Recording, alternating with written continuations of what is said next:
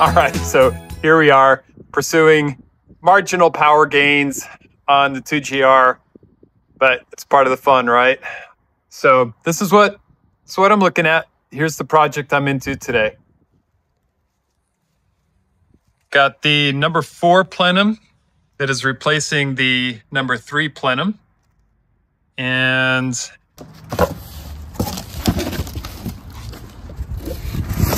here's what came in from ATS. So the components that we're swapping out here and they get upgraded with the kit are the 3.5-inch MAF pipe, which get upgraded to a 4-inch.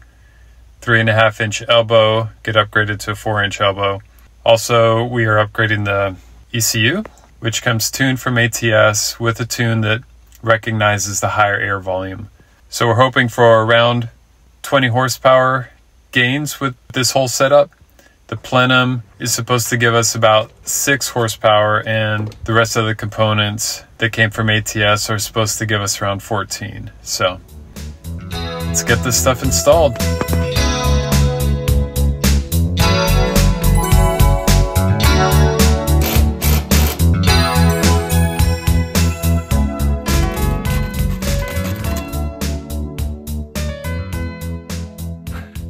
So I painted the throttle body gold.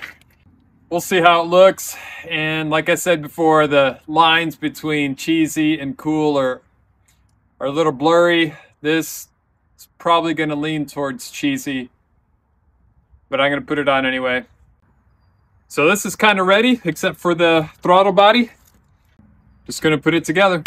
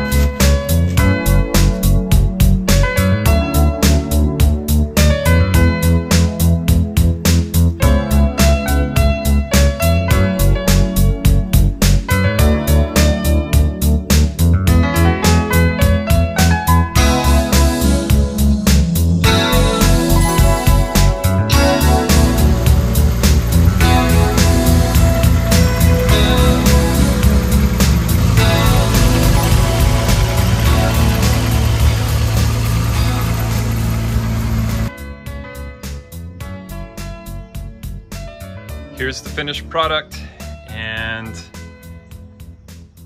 I don't know, with all the cheesy touches and everything, I think it turned out pretty sweet. Got this strut tower brace from fellow yellow MR2 owner Logan, so thanks for that, man. And yeah, about to go on a spirited mountain drive and gonna test this stuff out, test the ATS upgrades out, and just see how the car does with it. And we'll see how it sounds, we'll see how it feels, see if it's a discernible horsepower improvement or feel at least. So yeah, it's gonna be fun.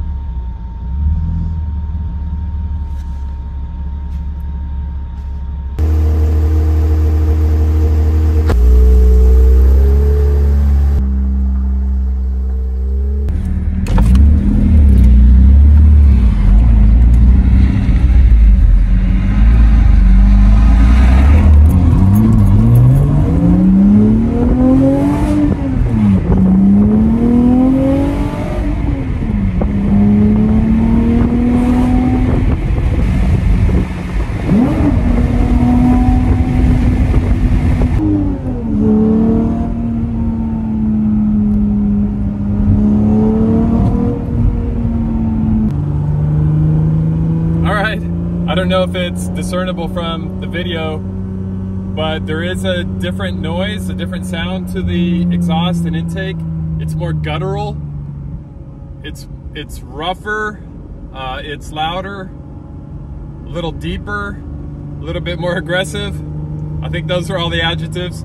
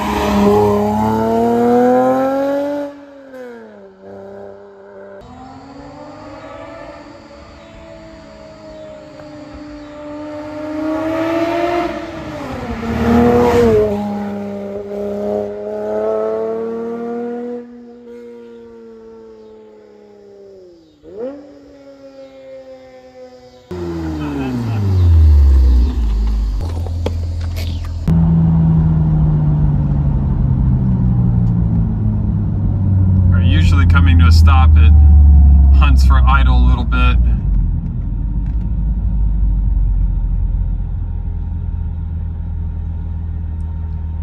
That wasn't too bad. It'll usually go up and down a little bit and then settle down, but it's usually at every stop.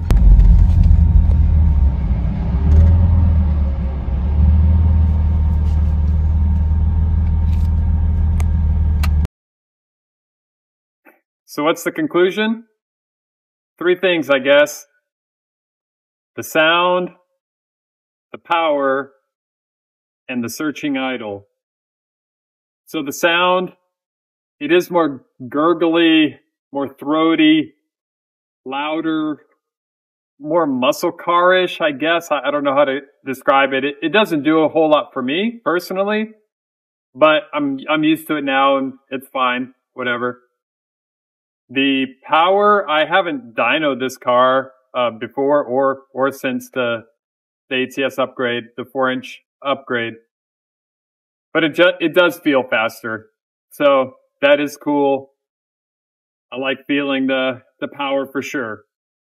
The searching idle is annoying, and admittedly by ATS it just happens, and you just live with it, but it kind of does it all the time. Sometimes it's worse. It'll drop way down and then spike up way down and just kind of find itself. And it always levels out in the end, but it sounds like there's something wrong with the car, when you go through a parking lot or you come to a light or something, just whoa, whoa, whoa. But all in all, it's a very effective upgrade. I might go back to the 3.5-inch, the Frankenstein setup, which means downgrading the horsepower a little bit. But, I think it'll be a little smoother if I do that. And the exhaust note will be a little bit back to where it was. So that's the conclusion. So that's that.